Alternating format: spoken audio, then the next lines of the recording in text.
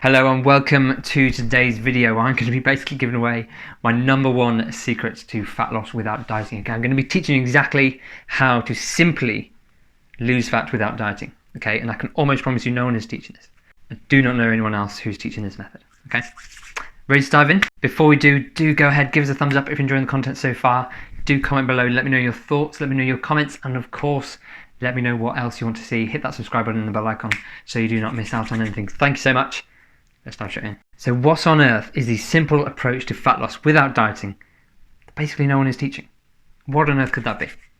Before I tell you, let's consider something. Okay, how do all diets work? Okay, they all create a calorie deficit, right? Calorie deficit is required to actually lose fat, right? Calorie deficit is required to lose weight. Okay, energy balance, we just have to create a deficit to use up stored energy on our body. Okay, fat is just stored energy on our body, right? Create that deficit from our usage, energy usage, if we're active, if we maybe have more muscle mass, if we are getting out and about, we maybe clean the house, we're going for walks and stuff, that increases our expenditure. If we just eat a little bit less food, that energy has to come from somewhere, comes from our body, comes from our body fat stores. We burn that off, we look better, we feel better, our health improves.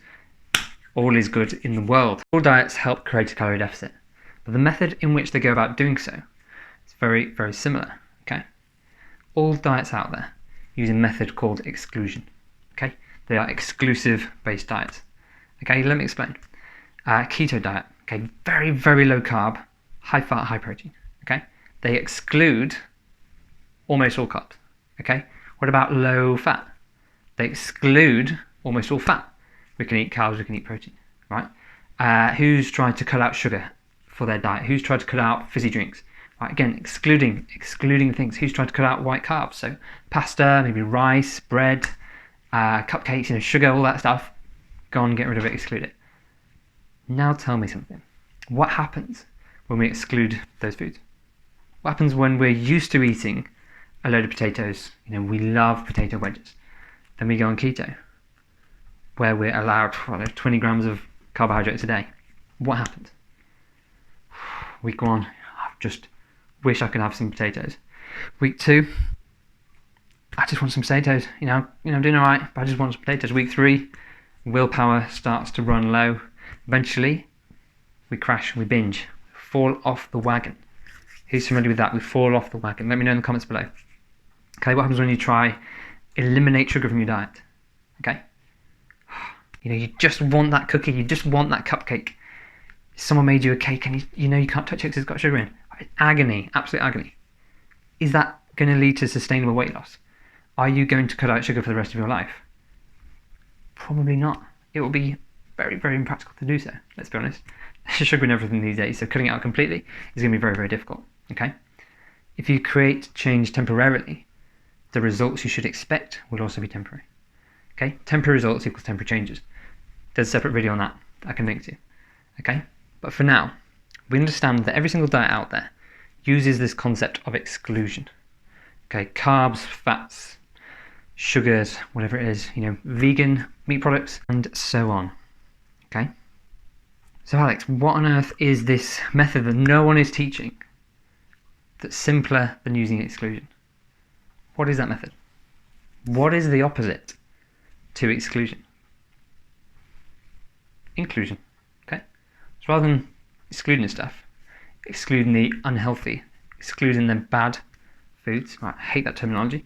I think it leads to really, really negative sort of relationship with food. Calling foods good and bad, right, dislike it. Okay, so rather than excluding those less desirable foods, what if we focused on including different things into our diet and into our way of eating that are going to move us towards our goals?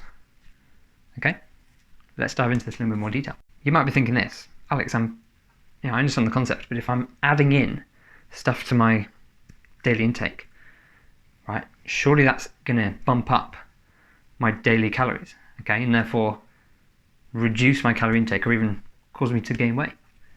Very, very interesting point. Very, very interesting. Okay, let's dive into this in a little bit more detail. So the key areas that I'm going to discuss, including more of, okay, in terms of nutrition, it's going to be 2 of them. Okay, number 1, we want to include more lean protein into our diet, into our way of eating. Okay, lean protein, so like healthy lean protein sources. Okay, I'm talking 0% fat Greek yogurt, I'm talking chicken, lean fish, right? You know, beef, pork, whatever it is, okay? Healthy, nutritious. By doing so, it's going to have a profound effect on the body. Let's explore that, okay? By including more protein into our diet, into our way of eating, we're going to improve something called satiety. Okay, satiety just means that feeling of fullness, that satisfaction we get from eating. Okay, now imagine you're going to have a plate of food. Normally you'd have, I don't know, half a chicken breast, you'd have a ton of carbs, and then a small portion of veggies. Okay, what if the only change I asked you to make was to eat a whole chicken breast, or maybe one and a bit of chicken breast? You can still keep the carbs, you can still keep the veggies. And I said, just make sure you eat the protein first, the chicken first. Okay, eat that first. Carry on as normal. What's going to happen? I'll tell you something really, really interesting is going to happen. Okay, you're going to feel so much more full. You're going to be so much more satisfied. You can get that feeling of satiety from the protein that you're probably going to not eat as much of the other food as possible. Now note, I haven't said cut your carbs. I haven't said exclude anything. We're just putting a focus. Focus on including more high protein foods into your diet, into your way of eating.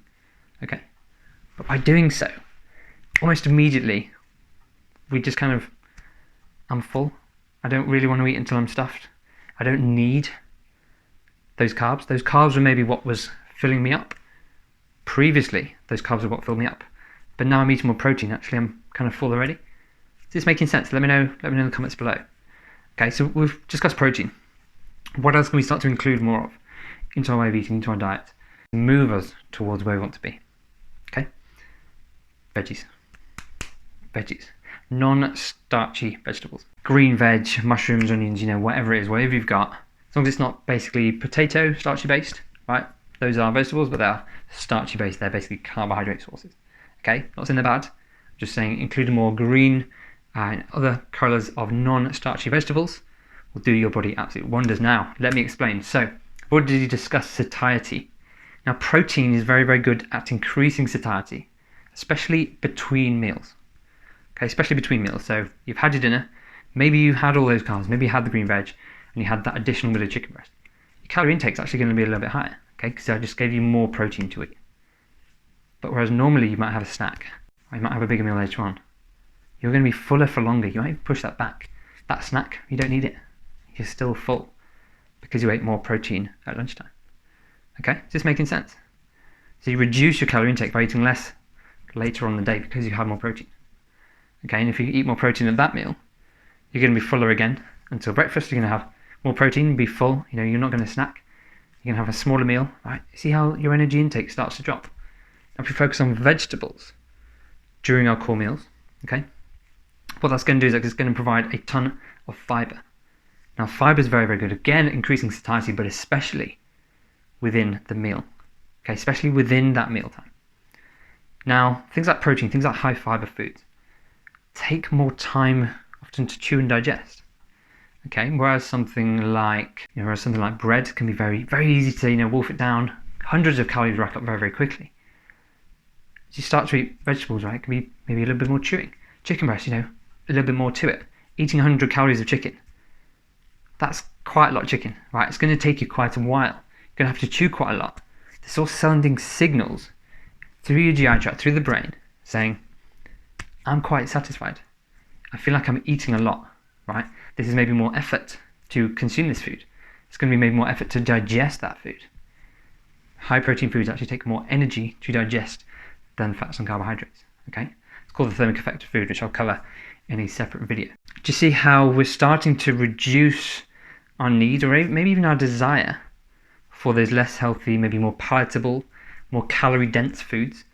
And all we're doing is putting a focus on including more high protein, more high fiber, vegetable-rich foods, okay? That making sense? We're not excluding, we're not causing any of those cravings. We can still eat, that piece of cake, fine. Go and eat it, but just eat it after, you've eaten your protein, eaten your vegetables, eaten your carbs, whatever. See if you want it, see if you need it. It's there if you do, okay? I'm not going to stop you from doing it. But before, when we didn't eat much protein, we didn't eat many vegetables, we needed those carbs to kind of fill us up, to satiate us, okay? Then we rely on those snacks between meals because we're not full, we're not satisfied between meals. Our energy goes up and down, up and down, up and down. We constantly need those quick sugar hits, right? So protein, we're full, we're full, we're full, we're full. Enough fiber, we're full, we're full, we're full, we're full, right? Until the next meal. We don't need the same amount of food to satisfy us for a long, long period of time. So tell me now, how much easier would it be to focus on including a little bit more protein and a few more vegetables every meal versus cutting out sugar? Okay, versus cutting out carbohydrates, cutting out bread, versus cutting out fatty foods. How much easier would that be for you? Please, please let me know in the comments. I want to know how much easier for you this is. If you think this is something that would work for you, let me know in the comments. If you're already starting to make these changes, again, let me know in the comments. I'd love to hear from you. Now, whilst this approach is so simple, it's also highly, highly effective, right? You can already see the logic of it, I'm sure. And the best bit is that it starts to create long-term habits. Okay, by just focusing on including a little bit more of certain foods, we start to create those habits. We just go for a little bit more protein at dinner times, that's just normal. We start to include a few more vegetables, maybe even a greater variety of vegetables. That's really important. Okay, greater variety, eat the rainbow of vegetables, really, really key. Whereas when we're trying to cut out sugar, cut out white bread, in the back of our mind, we always still want it. I still want my white bread, I still want my sugar. I still want those cupcakes. But you're telling yourself you can't have them. That's just not going to drive long-term sustainable change. And you're not going to create a habit of just not eating sugar or not eating bread, whatever it is. If you do, fair play, hats off to you, but I couldn't do that. And I'm sure most people watching this video would not be able to do that. However, there is more to it than just nutrition, okay? I take a holistic approach as a nutrition and health coach, okay? We need to take into account things like sleep, also factors like stress, and micronutrient intake. Might seem a little bit overwhelming, so I want to dive into those in a little bit more detail now, okay? Now, micronutrients first, okay? There are 27 different vitamins and minerals, okay? 27 vitamins and minerals, right? Our body needs literally every single one, right, to optimally function, okay? Now, what's really, really interesting, micronutrients themselves do not contain energy to use.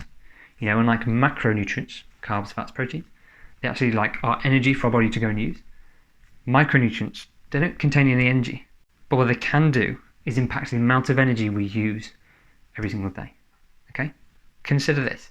If you're deficient in some of the B vitamins, maybe zinc, right, you might have lowered testosterone as a result of that. You might have lowered energy. You might not be sleeping as well.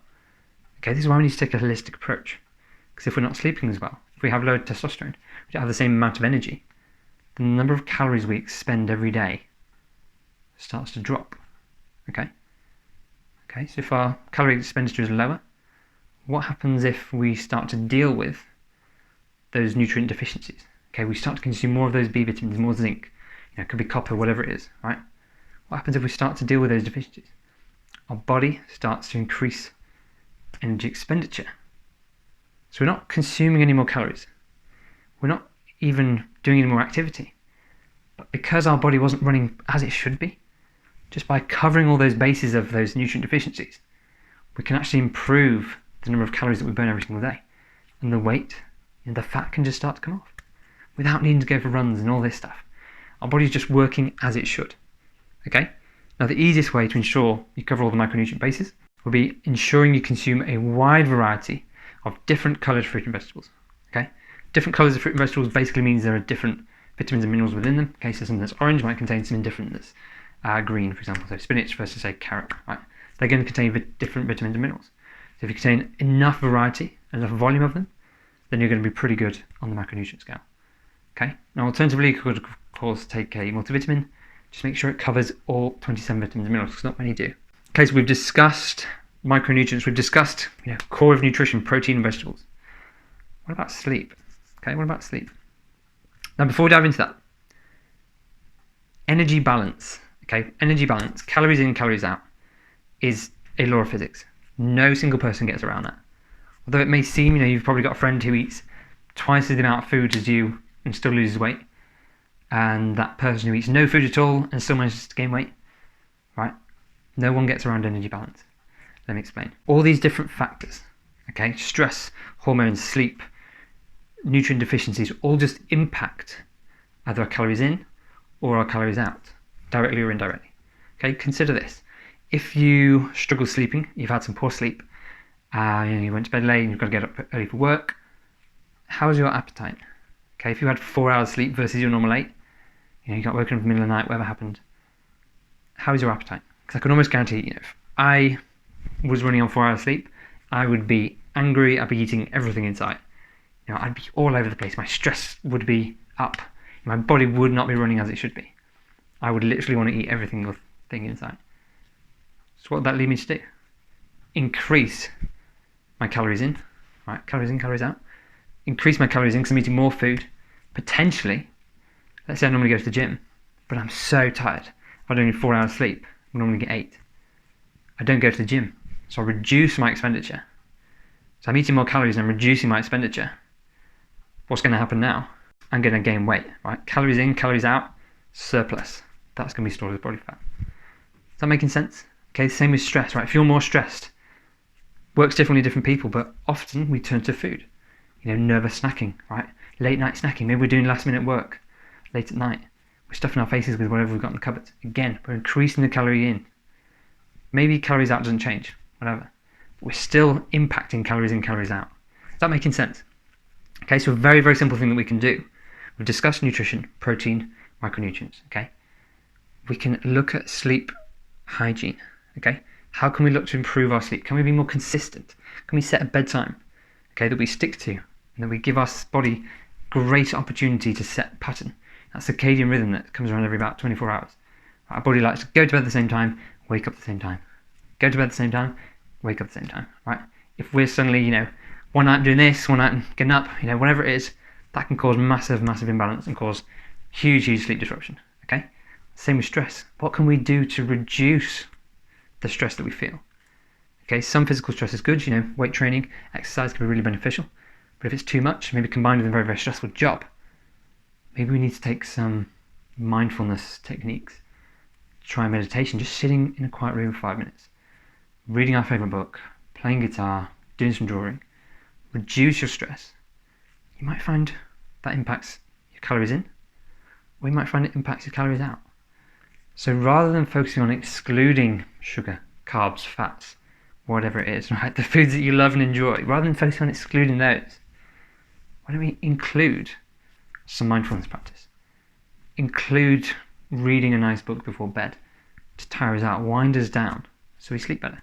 Okay, stress, sleep. Include a multivitamin. Deal with those vitamin and mineral deficiencies. Include more protein, include more vegetables. Right, why don't we do those things? Because that, honestly, please let me know if you agree with me. Please let me know below if you agree with me. Honestly, I think that's such a simpler approach to weight loss, rather than focusing on removing all the things that we love and enjoy. Right? If you agree, please let me know. Thank you again for watching this video. Bit of a long one. I hope it's really, really informational for you. And I look forward to seeing the next one. If you haven't already joined, please do go ahead and join my free Facebook group where I go live, doing cooking shows, doing Q&As. I'm even going to be doing home workouts in there and giving away my full workout guides, personalized nutrition plans, literally everything that you need to know is over in my group. Go ahead and click the link in the description. I look forward to seeing you over there. All right, I'll speak soon.